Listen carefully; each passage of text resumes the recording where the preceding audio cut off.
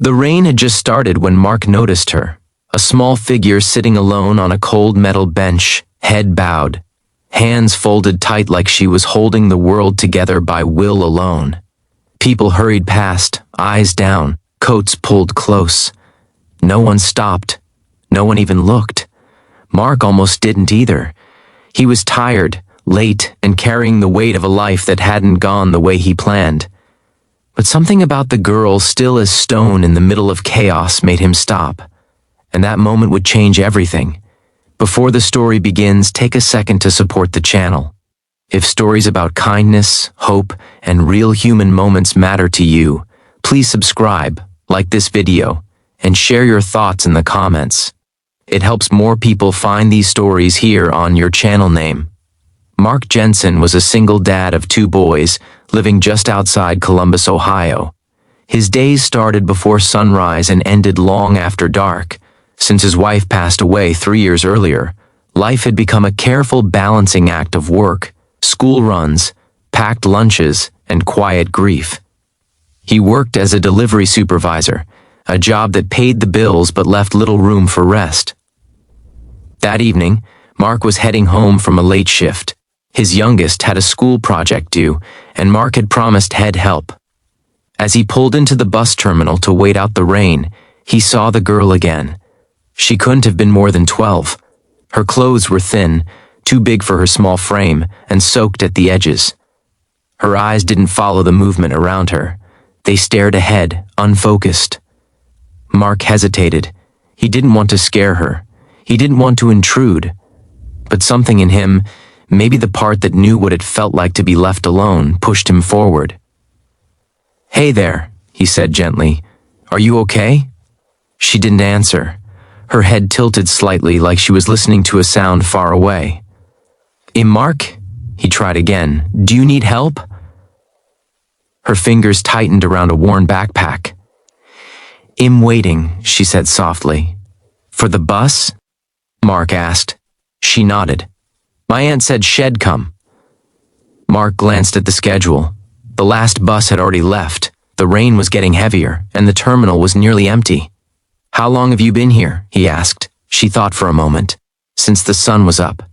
Mark felt a chill that had nothing to do with the weather. "Do you know what time it is?" She shook her head. "I can't see the clock." That's when it hit him. She was blind. Mark swallowed hard. "What's your name?" "Lily." "Lily," he said, kneeling so his voice stayed calm. "I don't think your aunt is coming. Have you tried calling her?" Lily's face fell. "She took my phone. Said I didn't need it anymore." The words landed like a punch. Mark stood up and looked around, hoping, praying someone would step in and say this was all a misunderstanding. No one did. "Are you hungry?" he asked. She nodded, embarrassed. A little. Mark bought her a sandwich and a hot chocolate from the vending area. She held the cup with both hands, warming them, sipping slowly like it was the first kind thing she'd had in a long time. "Do you know where you live?" Mark asked. She hesitated.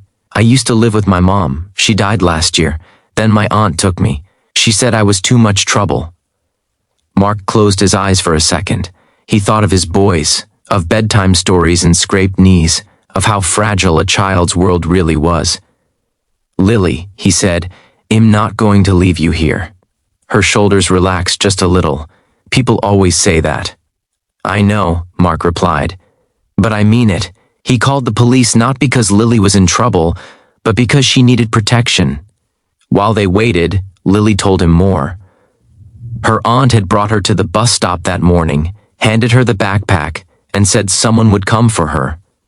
She'd waited all day, listening to footsteps come and go, hoping each one was the person who promised not to leave. When the officers arrived, they were gentle. They confirmed what Mark already suspected. Lily had been abandoned. Child services would take over, they said. She'd be placed in temporary care. Lily's hands trembled. "Will I have to go somewhere new again?" Mark felt a pull in his chest he couldn't explain.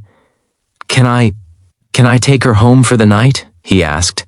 "Just until things are sorted. I have kids, a safe place."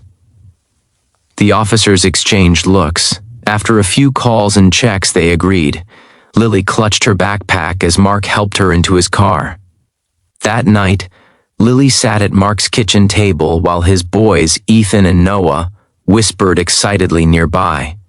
They showed her their dog, let her feel the rough bark of the tree in the yard, and argued over who got to sit next to her during dinner. For the first time in a long while, the house felt full again. Over the next weeks, Mark learned the truth that left him stunned. Lily wasn't just a blind girl abandoned by a careless relative. She was a survivor. She'd taught herself to navigate the world by sound and touch. She memorized voices, she counted steps, she carried stories in her head to keep fear away. And more than that, she had family-distant relatives who had been looking for her after losing contact. They lived 2 states away and had been told Lily was taken care of. When they found out the truth, they were heartbroken. The day they came to meet her, Lily held Mark's hand tightly. "Will you forget me?" she asked. Mark knelt beside her. "Never," he said.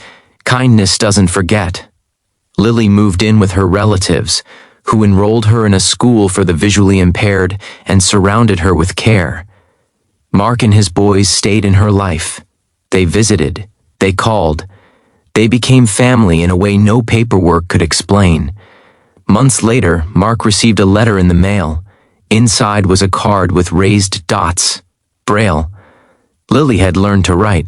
It said, "Thank you for seeing me when no one else did." Mark sat at the kitchen table, tears slipping down his face. He thought about that rainy night, about how close he'd come to driving past, about how one small act of kindness had changed the direction of a child's life and his own. Kindness doesn't always come with fireworks or applause. Sometimes it looks like stopping when it's inconvenient, like listening when it's easier to walk away, like choosing compassion in a world that's rushing by.